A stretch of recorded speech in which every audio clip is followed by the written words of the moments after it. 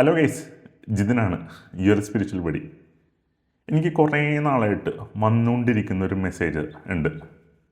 കുറേ പേര് മെസ്സേജ് അയക്കുന്നുണ്ട്, പക്ഷേ സ്പെസിഫിക്കലി ഒരാൾ എനിക്ക് ആ മെസ്സേജ് ഡെയിലി എന്ന പോലെ അയച്ചുകൊണ്ടിരിക്കുന്നുണ്ട്. ഞാൻ പറയുന്നുണ്ട് ഞാൻ ചെയ്യാം, പക്ഷേ ഇത്രയും നാളായിട്ട് ഞാൻ അങ്ങനെ മടി പിടിച്ചിരിക്കണമായിരുന്നു. കാരണം എനിക്ക് ആ കുറച്ച് കാര്യങ്ങൾ പറഞ്ഞു തരാൻ നിങ്ങളോട്ട് ബുദ്ധിമുട്ടുള്ളത് അതുകൊണ്ടാണ് ഞാൻ ചെയ്യാണ്ടിരിക്കുന്നത്. പക്ഷേ ഞാൻ ആലോചിച്ചിട്ട് കുറച്ചും കൂടി സിമ്പിളായിട്ടുള്ളൊരു കാര്യം ഞാൻ നിങ്ങൾക്കത് പറഞ്ഞുതരാം എന്ന് വിചാരിച്ചിട്ടാണ് ഞാൻ ഈ വീഡിയോ ചെയ്യുന്നത്.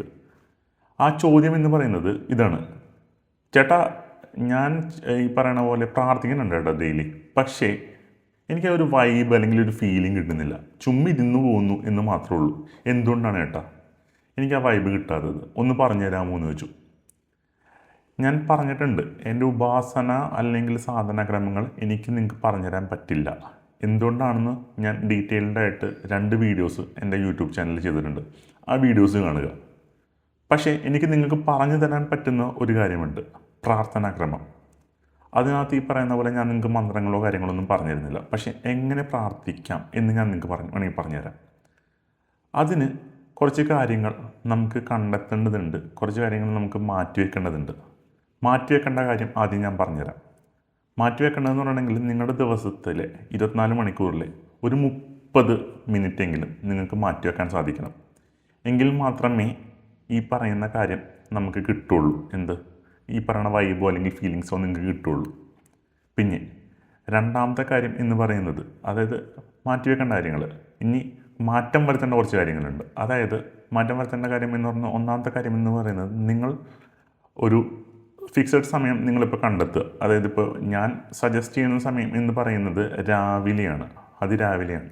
എന്തുകൊണ്ട് എന്ന് ചോദിച്ചിട്ടുണ്ടെങ്കിൽ, ആ സമയത്ത് എല്ലാവരും ഉറങ്ങുന്നൊരു സമയമാണ്. ആ സമയത്ത് നിങ്ങൾക്ക് വലിയ ഡിസ്റ്റർബൻസ് ഉണ്ടാവില്ല, കുറച്ചും കൂടി കാം ആൻഡ് ക്വയറ്റായിട്ടുള്ള സമയമായിരിക്കുള്ളൂ. കാരണം നിങ്ങൾക്കപ്പോൾ ഒരു ഫോക്കസ് കിട്ടും, കോൺസെൻട്രേഷൻ അല്ല, ഒരു ഫോക്കസ് കിട്ടും ഇതിനകത്തോട്ട്. അതുകൊണ്ടാണ് ഞാൻ രാവിലെ സമയം പ്രിഫർ ചെയ്യുന്നത്. പക്ഷേ എത്രത്തോളം ഈ പറയുന്ന നിങ്ങൾക്കത് സ്യൂട്ടബിൾ ആണോ എന്ന് എനിക്കറിയില്ല, പക്ഷേ ഞാൻ സജസ്റ്റ് ചെയ്യുന്നത് രാവിലെയാണ്.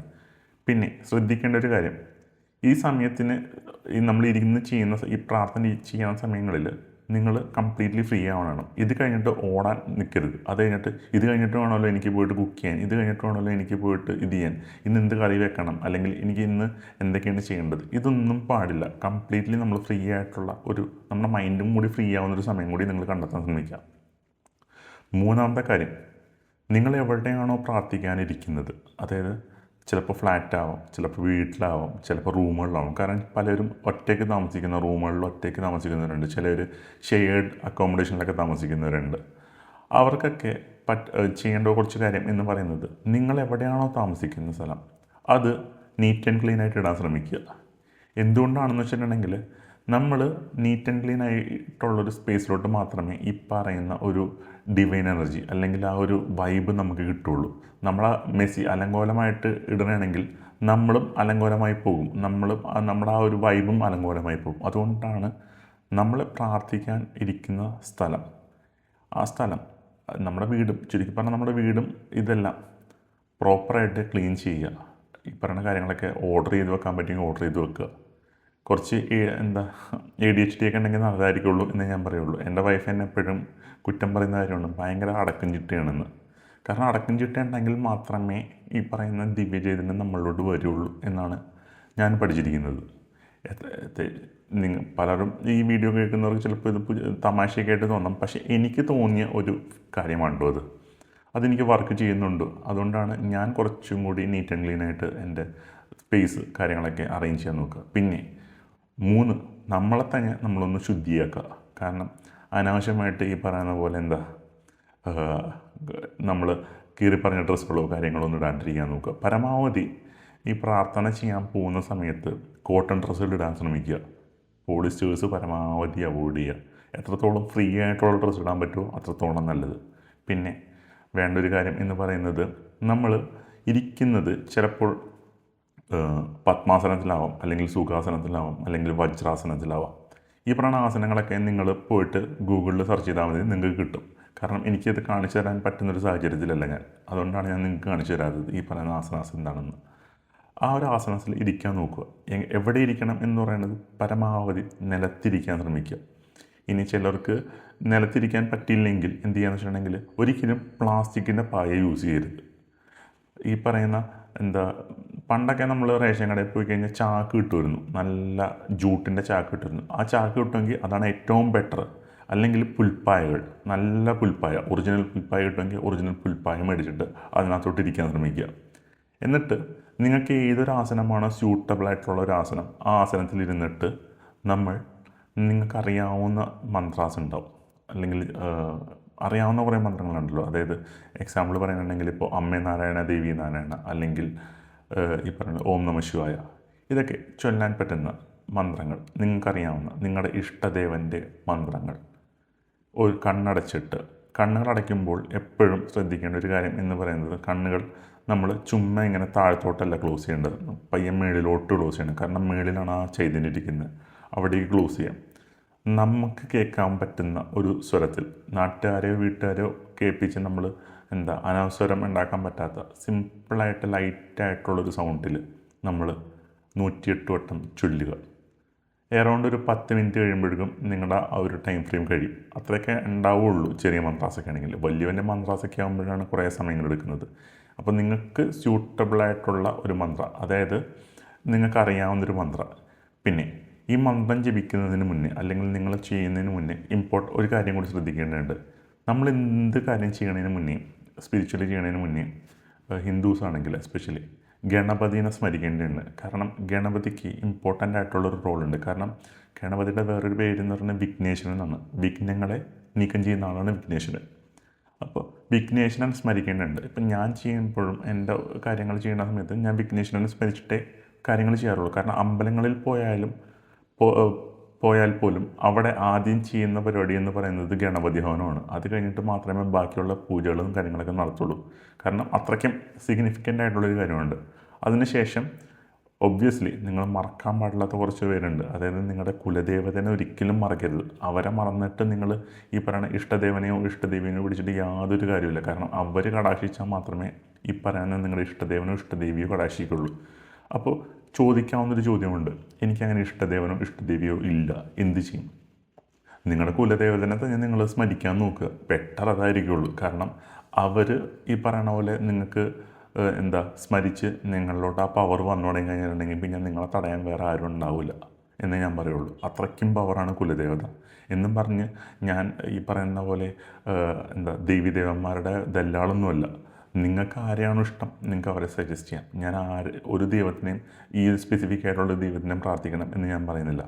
നമ്മൾ സെലക്ട് ചെയ്യുമ്പോൾ, നമ്മുടെ ഇഷ്ടദേവനോ ഇഷ്ടദേവതയെ സെലക്ട് ചെയ്യുമ്പോൾ നമ്മൾ ശ്രദ്ധിക്കേണ്ട കുറച്ച് കാര്യങ്ങളുണ്ട്. കാരണം കൃഷ്ണൻ ഈ പറയുന്ന പോലെ ബാക്കിയുള്ള ചില ദൈവങ്ങൾക്ക് റോ ആയിട്ട് അവരെടുക്കില്ല. അങ്ങനെ റോ ആയിട്ട് എടുക്കാൻ പറ്റുന്ന ഒരേ ഒരാളുള്ളൂ, അത് സാക്ഷാൽ മഹാദേവനാണ്. കാരണം മഹാദേവൻ്റെ അമ്പലത്തിൽ മാത്രമേ ഈ പറയുന്ന പോലെ പ്രേതങ്ങൾ എന്നൊക്കെ പറയുന്ന നെഗറ്റീവ് എനർജീസിന് പോലും, അതായത് ആത്മാക്കൾക്ക് പോലും കയറാൻ പറ്റുന്ന ഒരു സ്ഥലം എന്ന് പറയുന്നത് ശിവൻ്റെ അമ്പലം മാത്രമേ ഉള്ളൂ, സാക്ഷാൽ പരമശിവൻ്റെ അമ്പലം മാത്രമേ ഉള്ളൂ. ബാക്കി എല്ലായിടത്തും ഇവർക്ക് തടയിടെങ്കിലും സാക്ഷാൽ പരമശിവൻ മാത്രമാണ് എല്ലാവരും അവരുടെ പ്യൂറസ്റ്റ് അല്ലെങ്കിൽ റോവസ്റ്റ് ആയിട്ട് നിങ്ങൾ എന്താണോ അങ്ങനെ തന്നെ എടുക്കാൻ കഴിവുള്ളത് സാക്ഷാൽ പരമശിവന് മാത്രമേ ഉള്ളൂ. ബാക്കി എല്ലാവരും ഫിൽട്ടർ ചെയ്തിട്ട് മാത്രമേ അവർ സ്വീകരിക്കുകയുള്ളൂ. അപ്പോൾ ഞാൻ അതുകൊണ്ടാണ് സ്പെസിഫിക്കായിട്ട് ആരുടെയും പേര് പറയാത്തത്. നിങ്ങൾക്ക് ആരെയാണോ ഏറ്റവും കൂടുതൽ ഇഷ്ടമുള്ളത് അവരെ നിങ്ങൾ പ്രാർത്ഥിക്കുക. എങ്ങനെ പ്രാർത്ഥിക്കണം എന്ന് ഞാൻ പറഞ്ഞുതരാം. ചിലർ ഈ പറയുന്ന മുറികളിൽ കൊണ്ടുപോയി കുറേ വിഗ്രഹങ്ങളും കാര്യങ്ങളൊക്കെ മേടിച്ച് വെക്കും. ഞാൻ പറയുക, വിഗ്രഹങ്ങളൊന്നും മേടിച്ച് വെക്കരുത്. നിങ്ങളുടെ ഇഷ്ടദേവനോ ഇഷ്ടദേവിയുടെ ഒരു ഫോട്ടോ മാത്രം മതി ബേസിക്കലി. ആ ഒരു ഫോട്ടോ ഈ പറയുന്ന പോലെ നമ്മൾ അതിനകത്തോട്ട് ഫസ്റ്റ് നമ്മൾ പ്രാർത്ഥിക്കുമ്പോൾ ഗണപതിനെ പ്രാർത്ഥിച്ചതിന് ശേഷം അതിനകത്തോട്ട് നോക്കി കുറച്ച് ഇരുന്നിട്ട് കണ്ണടച്ച് അവരുടെ നാമങ്ങൾ 108 വട്ടം ചൊല്ലുക. പിന്നെ ഈ പറയുന്ന സ്പേസ് എപ്പോഴും നീറ്റ് ആൻഡ് ക്ലീൻ ആയിട്ടാണ് ശ്രദ്ധിക്കുക. ഇപ്പം നിങ്ങൾ ചന്ദനത്തിരിയോ വിളക്കോ ഒക്കെ കത്തിക്കണമെങ്കിൽ അതിനകത്ത് ഈ ചന്ദനത്തിരിയുടെ ഇതുണ്ടല്ലോ, ആഷസ്, അതായത് ചാരം, ഇതൊക്കെ തുടച്ച് നീക്കാൻ ശ്രമിക്കുക. അതേപോലെ കരിന്തിരി ഒരിക്കലും വിളക്കിൽ കത്തിക്കാണ്ടിരിക്കാൻ നോക്കുക. അതേപോലെ വിളക്ക് എങ്ങനെ കിടത്തണം എന്ന് ഞാൻ പറഞ്ഞു തരാം. ഒരിക്കലും വിളക്ക് ഊതി കിടത്തരുത്, ഞെക്കിയും കിടത്തരുത്. ആ തിരി നേരെ ബാക്കിലോട്ട് എണ്ണയിലോട്ട് തന്നെ വലിച്ചിടുക. ഇതാണ് ചെയ്യേണ്ട പ്രോപ്പറായിട്ടുള്ള ക്രമം എന്ന് പറയുന്നത്. ചിലവർ തിരി ഞെക്കി കിടത്താറൊക്കെ ഉണ്ട്. അങ്ങനെയൊന്നും ചെയ്യരുത്. തിരി എപ്പോഴും തിരിച്ച് ആ എണ്ണയിലോട്ട് തന്നെ ഇട്ടിട്ട് കെടുത്തുക. ഓക്കെ. പിന്നെ ചെയ്യേണ്ട ഒരു കാര്യം എന്ന് പറയുന്നത് മെഡിറ്റേഷനാണ്. മെഡിറ്റേഷന് ഭയങ്കരമായിട്ട് ഇമ്പോർട്ടൻസ് ഉണ്ട്. കാരണം നമ്മുടെ സോള്, നമ്മുടെ മൈൻഡ്, നമ്മുടെ ബോഡി, ഈ പറയുന്ന 3 കാര്യങ്ങളും അലൈൻ ആയിക്കഴിഞ്ഞാൽ മാത്രമേ ഈ പറയുന്ന ഡിവൈൻ പവർ നിങ്ങൾക്ക് അനുഭവിക്കാൻ പറ്റുള്ളൂ. പക്ഷേ ചുമ്മാ മെഡിറ്റേഷൻ ചെയ്തുകൊണ്ട് കിട്ടില്ല. അത് എന്തുകൊണ്ടാണ് കിട്ടാത്തതെന്ന് വെച്ചിട്ടുണ്ടെങ്കിൽ നമ്മൾ ഒരു സ്ഥലത്തും അടങ്ങി ഒതുങ്ങിയിരിക്കാണ്ട് നടക്കുന്നവരാണ് മനുഷ്യന്മാർ ഏറ്റവും കൂടുതൽ. അപ്പം നമുക്ക് നമ്മുടെ ബോഡി സ്റ്റിഫായിട്ട് അടങ്ങിയിരിക്കുള്ളൂ, അല്ലെങ്കിൽ ഇതായിട്ട് അടങ്ങിയിരിക്കുള്ളൂ. നമ്മുടെ ബോഡീസിന് കുറച്ച് എക്സർസൈസസ് ചെയ്യാനുണ്ട്. അതായത് നമ്മുടെ നടുവൊക്കെ ഒന്ന് നിവർത്തേണ്ടതുണ്ട്. കാരണം നടുവ് എത്രത്തോളം നിവർത്തുന്നു അത്രത്തോളമാണ് നമ്മുടെ സുഷുമ്ന നാഡി വർക്ക് ചെയ്യുള്ളൂ. കാരണം ഞാൻ പറഞ്ഞ കുണ്ടലിനി പോകുന്ന സംഭവം അതിനകത്തെ കൂടിയാണ്. പിങ്ങളെയും ഇടയിലേക്ക് കൂടിയും നോർമൽ പ്രാണാസ് പോകുന്നു, സുഷുമ്നയിലേക്ക് കൂടിയാണ് കുണ്ടലിനി എനർജി പോകുന്നത്. ഓക്കെ. പിന്നെ ചെയ്യേണ്ട ഒരു കാര്യം എന്ന് പറയുന്നത് വെള്ളം കുടിക്കണം. അത്യാവശ്യം നല്ല രീതിയിൽ വെള്ളം കുടിക്കണം.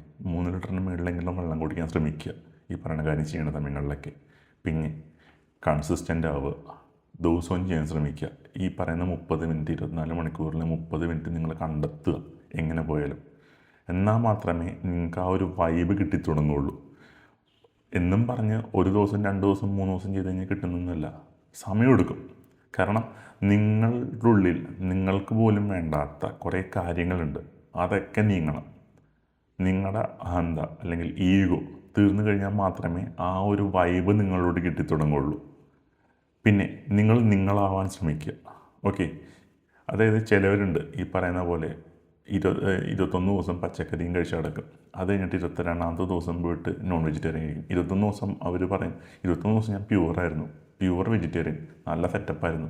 22ാമത്തെ ദിവസം കഴിഞ്ഞിട്ട് ഈ പറയുന്ന നോൺ വെജിറ്റേറിയൻ കഴിച്ച് കഴിഞ്ഞിട്ടുണ്ടെങ്കിൽ അപ്പോൾ പറയും അയ്യോ ഞാനിന്ന് നോൺ വെജിറ്റേറിയൻ കഴിഞ്ഞു. ആ ഒരു കുറ്റബോധം അതുപോലും പാടില്ല. കാരണം നമ്മുടെ മൈൻഡിനെ നമ്മൾ ബ്രേക്ക് ചെയ്യേണ്ടതുണ്ട്. നമ്മുടെ മൈൻഡ് ഇരിക്കുന്നത് നമ്മുടെ തലച്ചോറിനകത്തല്ല, നമ്മുടെ കാന്തിക മണ്ഡലത്തിൻ്റെ അപ്പുറമാണ്. അതായത് നമ്മുടെ ആസ്ട്രൽ ബോഡിയും കാഷ്വൽ ബോഡിക്ക് അപ്പുറമാണ് നമ്മുടെ മൈൻഡ് ഇരിക്കുന്നത്. അതിനെ നമ്മൾ ഓവർകം ചെയ്യേണ്ടതുണ്ട്. അത് കുറച്ചും കൂടെ നമ്മൾ പ്രാക്ടീസ് ചെയ്യണം.